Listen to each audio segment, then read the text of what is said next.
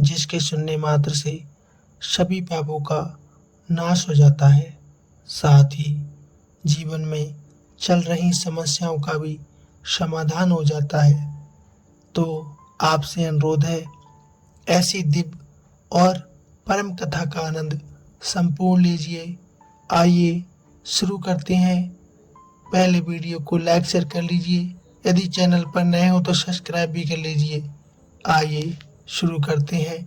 हर हर महादेव। एक नगर में एक सेठ रहा करता था। उसे धन ऐश्वर्य की कोई कमी नहीं थी। फिर भी वह बहुत दुखी रहता था, क्योंकि उसके घर कोई पुत्र नहीं था। पुत्र प्राप्ति के लिए वह प्रत्येक सोमवार को व्रत रखा करता था तथा पूरी श्रद्धा के साथ शिवालय में जाकर भगवान गौरी शंकर की पूजा अर्चना किया करता था। उसके भक्ति भाव से दयामयी पार्वती जी द्रवित हो गई और एक दिन अच्छा अवसर देखकर उन्होंने शंकर जी से विनती की, हे स्वामी, ये नगर का सेठ आपका परम भक्त है, नियमित रूप से आपका व्रत रखता है, फिर भी आप उसे पुत्र के अभाव से क्यों वंचित रखे हैं? कृपया इसकी मनोकामना पूरी कर दो। दयालु पार्वती की ऐसी इच्छा को सुनकर भगवान शंकर ने कहा, हे पार्वती, ये संसार कर्म भूमि है। इसमें जो जैसा करता है वैसा ही उसको फल मिलता है। इस साहूकार के भाग में पुत्र सुख है ही नहीं। शंकर के इनकार करने पर भी पार्वती जी नहीं मानी।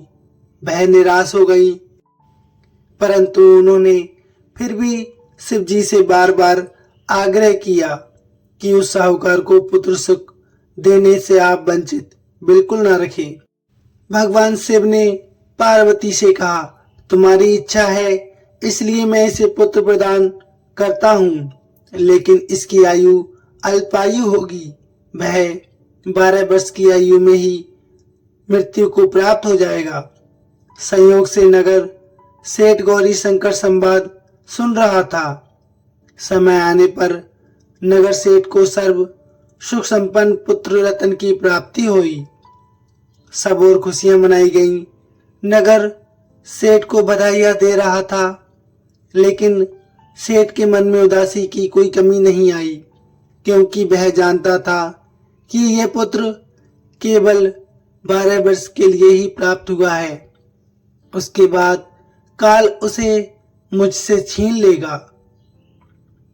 इतने पर भी सेठ ने सोमवार का व्रत और गौरी शंकर का पूजन हवन यथाविधि पहले की तरह ही जारी रखा। जब बालक 11 वर्ष का हो गया तो वह पूर्ण युवा जैसा लगने लगा। फलतः सभी चाहने लगे कि उसका विवाह कर दिया जाए। नगर सेठानी का भी यही आग्रह था, किंतु सेठ पुत्र के विवाह को तैयार नहीं हुआ।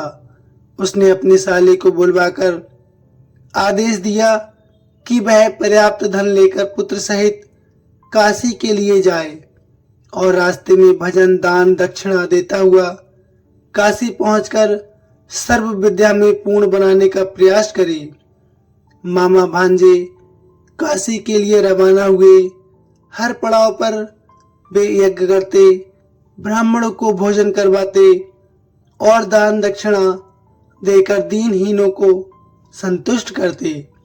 इसी प्रकार वह काशी की ओर बढ़ रहे थे कि एक नगर में उनका पड़ाव पड़ा था और उस दिन उस नगर के राजा की कन्या का विवाह था।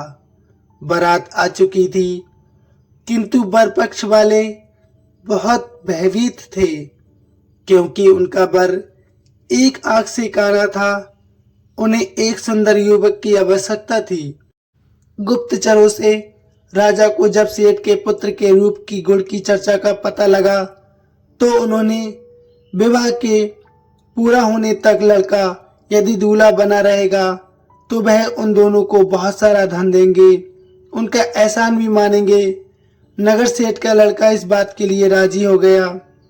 कन्या पक्ष के लोगों ने राजा की पुत्री के भाग्य की बहुत सराहना की कि उसे बहुत सुंदर वर मिला है।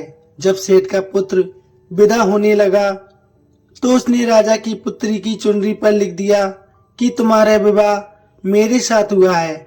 मैं राजा का लड़का नहीं, एक नगर का सेठ का पुत्र हूँ और विद्या अध्ययन के लिए काशी जा रहा हूँ। राजा का लड़का तो काना है।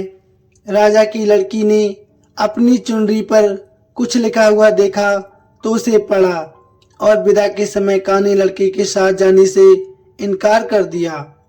फलतः राजा की बारात खाली हाथ लौट गई। नगर सेठ का पुत्र काशी जाकर पूरी श्रद्धा और भक्ति से अध्ययन में जुट गया। उसके मामा ने यज्ञ और दान पुण्य का काम भी जारी रखा। जिस दिन लड़का पूरे 12 वर्ष का हो गया उस दिन भी और दिनों की तरह उन्होंने यज्ञ आदि करते रहे।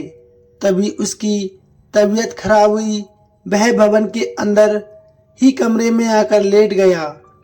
थोड़ी देर में मामा पूजन करने को उसे लेने आया तो उसे मरा देखा।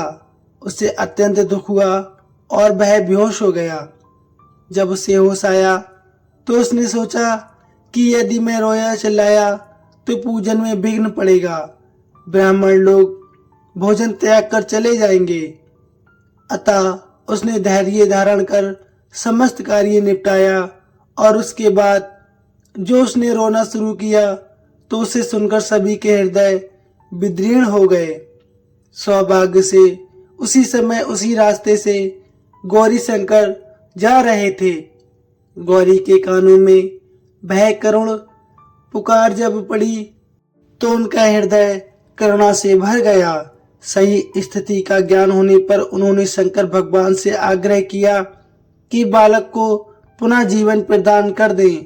शंकर भगवान को पार्वती जी की प्रार्थना स्वीकार करनी पड़ी। नगर सेठ का इकलौता लाल पुनः जीवित हो गया। शिक्षा समाप्त हो चुकी थी। मामा भांजे दोनों अपने नगर के लिए वापस हो गए।